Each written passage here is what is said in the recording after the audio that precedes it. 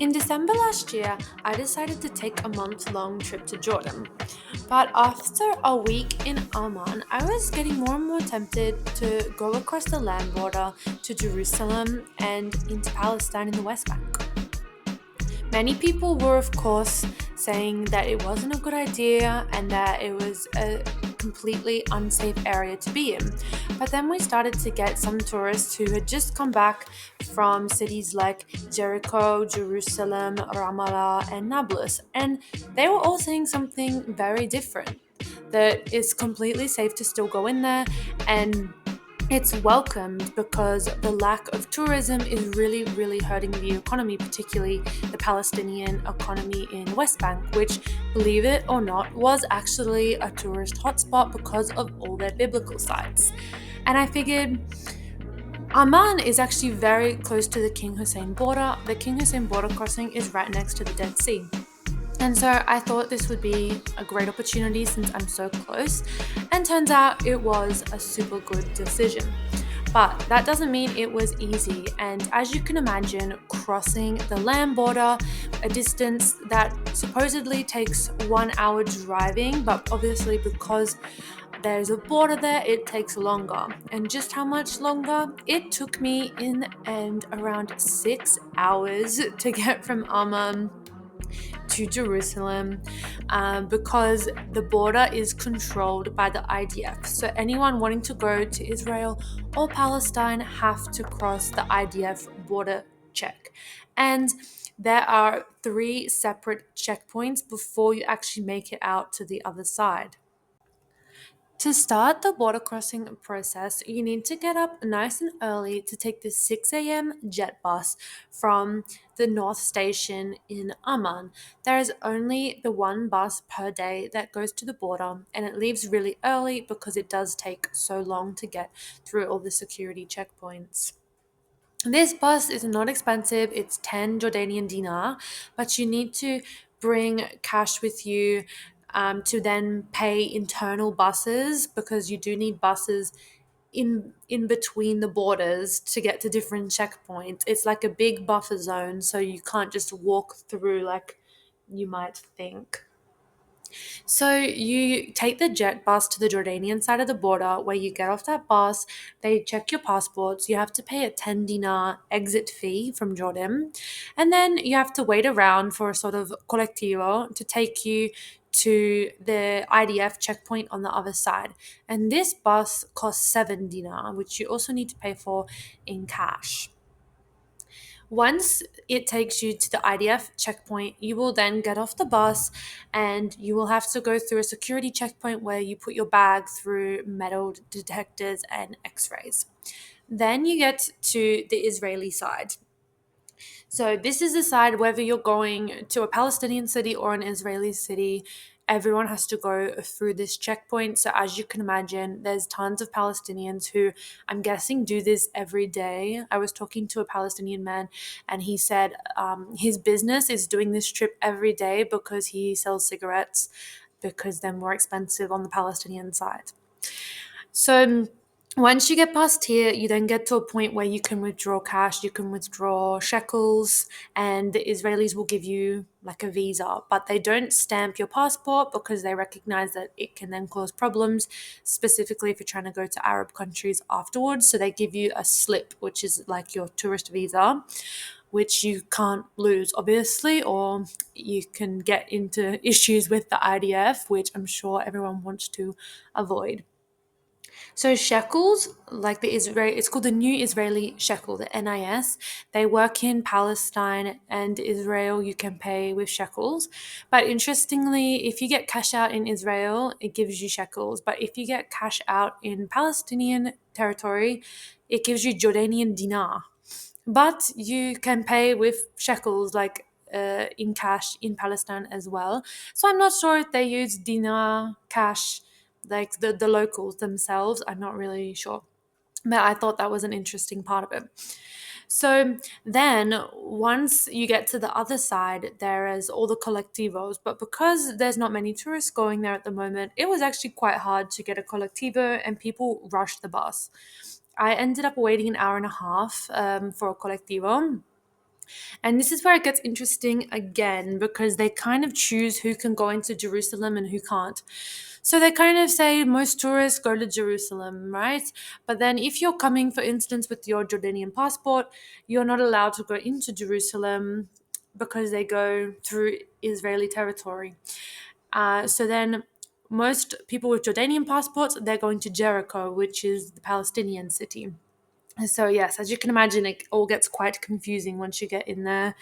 And then you take the highway to begin to go to Jerusalem, but the traffic is very slow, partially because it's very hilly, mountainous, but also because there are IDF checkpoints on the highway and they stop all cars and all buses to check passports entering the city.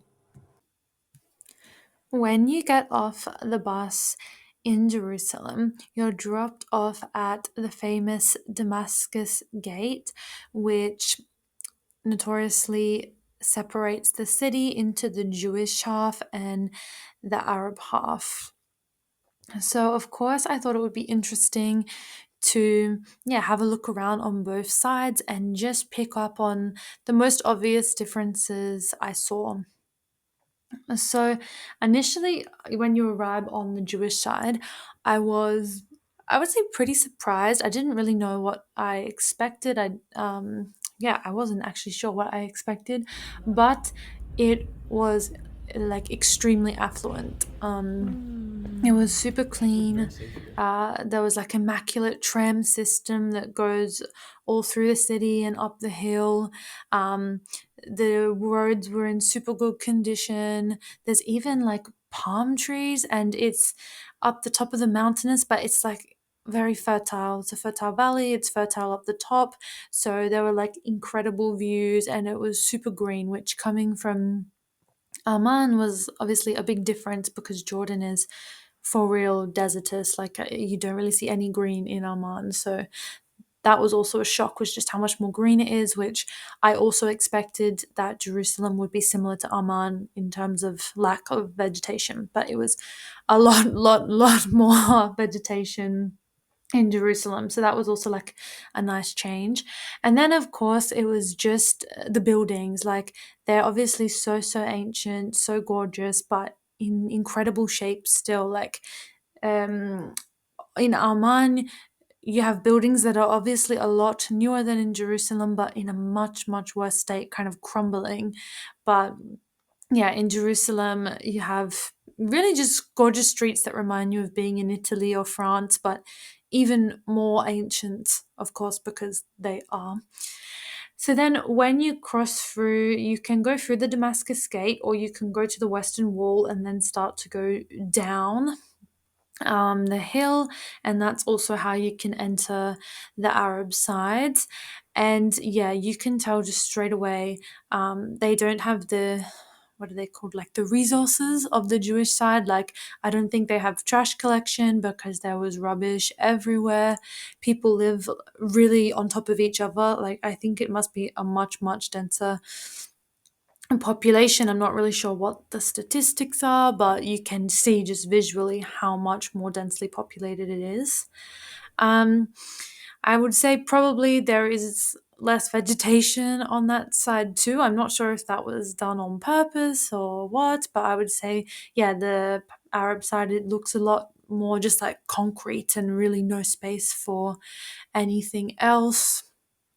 Obviously, things change, and like everyone of course is Arab, but also you'd be surprised, you'd think like there wouldn't be any Israeli vehicles in there, but a lot of the cars, even of the Arab people, are registered in Israel, even though there is also a Palestinian license plate. So I wasn't 100% sure about that, like whether you can choose which number plate you get, or it has something to do with your address. I'm not really sure, but I was surprised by how many Israeli number plates I saw inside Palestinian territory. I was definitely surprised about that. And sometimes, like, they look like Arab people driving the car.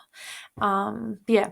So supposedly Jewish people are not supposed to go into cities like Bethlehem, or the Arab side of Jerusalem, but of course it happens. But yeah, so when you go in to the Arab side, you can actually go in on the same bus. You can catch a bus from the Jewish side to the Arab side, but they don't really check you. There is a checkpoint, but each time we would just rush through, like we were told, just go.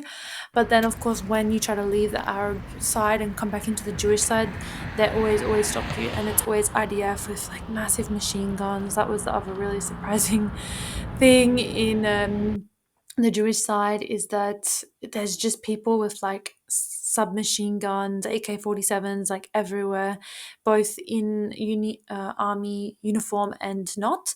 Like even just sitting in McDonald's, there was a girl eating a burger.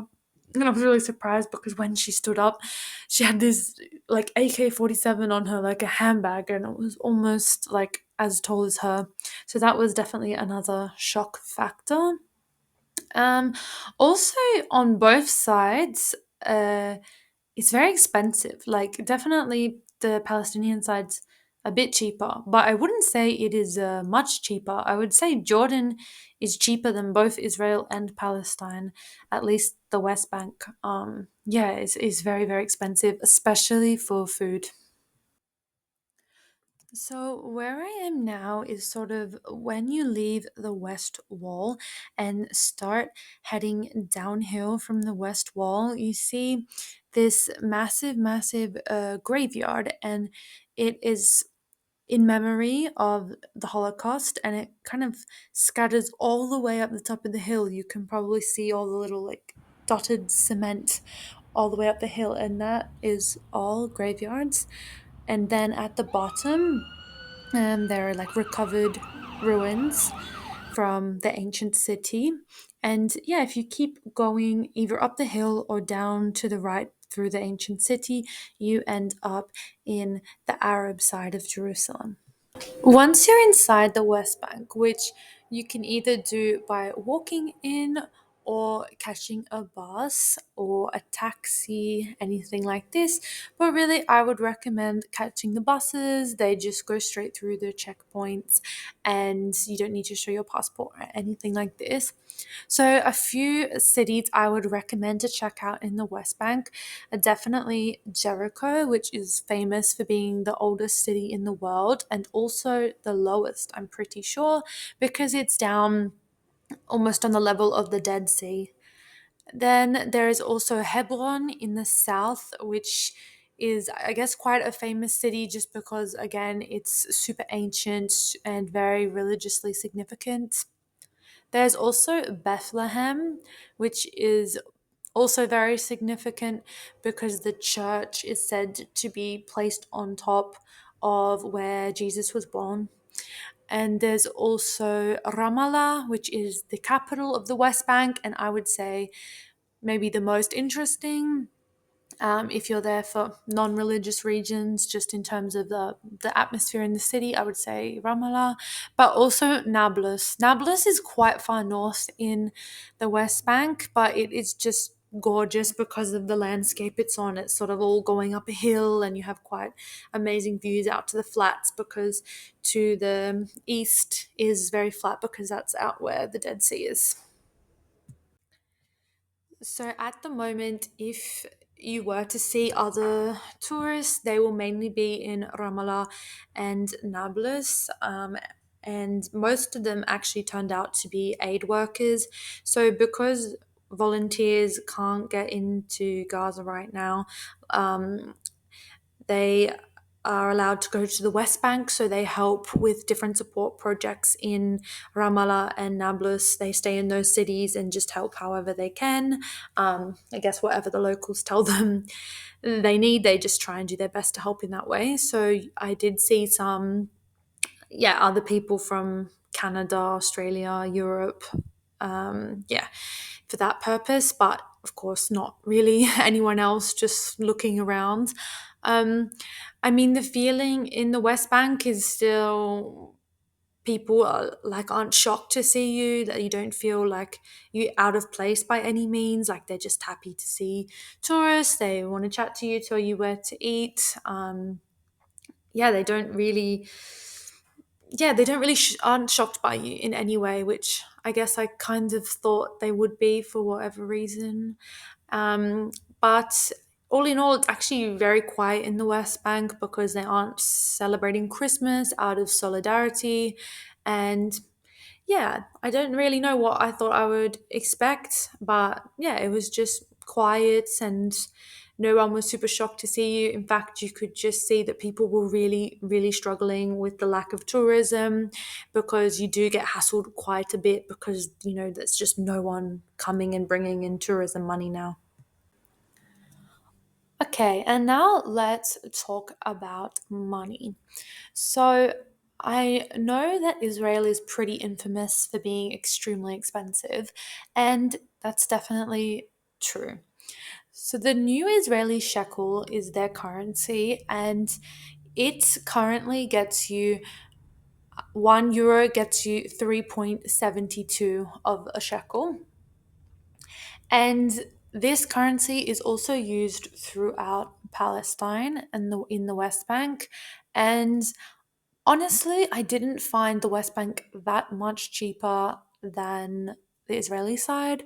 On both sides, hostels are kind of averaging around €25 a night. You can find shawarmas at like cheap shawarma shops, which are kind of the equivalent of a doner kebab in Germany. Um, and maybe you can get those for around €3, but they're only in, not super touristic neighborhoods. Like you really have to go out of your way to find them. So if you do want to eat out, I was finding that one meal usually is costing you around like €15, even if it's like I don't know, a curry or a falafel sandwich. It's yeah, very, very expensive. So I did one day eating out and then just started going to the supermarket and cooking at the hostel. And yeah, supermarkets are normal prices, nothing too extreme. But yeah, definitely eating out was so, so, so expensive. Yeah, didn't expect how expensive the food would be. Like €15, for a falafel sandwich or something is, I would say, Nordic prices. And yeah, I'm not actually that sure on like what people are getting paid, what the average salaries are, but I imagine people also find it quite expensive. Another thing, transport. Super, super easy to get around by public transport. The public transport system is like incredibly well built out, and you can track it all on Google Maps. Google Maps has live updates of schedules and tracking. They're not like they're not so bad. They're pretty punctual, within 5 or 10 minutes. They're pretty good. They have great buses, they have great trams and trains, so super well connected. Actually, pretty much every bus, tram, train I went on had free Wi-Fi that actually worked, which was very surprising, but also really lucky for me because I usually don't buy data because I kind of like to just, go off on a random quest and see how I figure things out. It's kind of fun, So to be added bonus of getting Wi-Fi to look up, the next train schedule or whatever was yeah super lucky. Yeah, so I would definitely recommend just getting around on public transport. There is like a public transport card, which I think you can top up at certain convenience stores, but I actually found it quite hard to find the shops that did top up the transport cards. So with the buses, for example, I would just pay cash. And even when you go to the main bus and train station to top up the card, sometimes they only accept cash as a top up method anyway. So I think safest bet is to just have cash if you do happen to be able to find a transport card at the station, added bonus, but a lot of the time they only accept cash to top it up, except for in the main train stations like Haifa or whatever. So, as you can imagine, one of the most fascinating parts of going there is talking to the locals, and they were very, very chatty. So, straight away, when I caught the bus from the security checkpoint at the border to Jerusalem, there were this couple on the bus, a Muslim couple, and of course, we were just asking them questions straight away about, like, oh, so can you get into Jerusalem? What passport do you have? It was all very interesting because they just told us they'd come back from Thailand and flew into Tel Aviv. And so I was sort of under the impression that because the IDF blocks people with Arab passports from going into Jerusalem, I was like, oh, I'm just curious, how does it all work? Because I thought maybe you would have to fly into Amman and go over the land border. Yeah, how does it work? And they were saying that for some reason they have a Palestinian passport and a Jordanian passport, but an Israeli ID card. Um, and they were saying that they were kind of just given the Jordanian passport, like the whoever the government body is, I guess it's the Israeli governing body, just decided to give them a Jordanian passport. And they told me that they live in Jerusalem, but on the Arab side. But they were allowed to fly into Tel Aviv, and they used their Jordanian passport and then their Israeli ID card. So, yeah, I was not entirely sure how it worked, but there is like the Israeli passport. And then there's also a Palestinian Authority passport. And she was saying that a lot of the Palestinians have Jordanian passports, even though they're saying they're not Jordanian or they've never lived in Jordan. So yeah, it's just like such a confusing situation to get your head around. And when you ask them like, oh, how do you live like this, like they're just kind of like, oh, it's just the way it is, so annoying. Like they just kind of shrug it off as, oh, it's so annoying.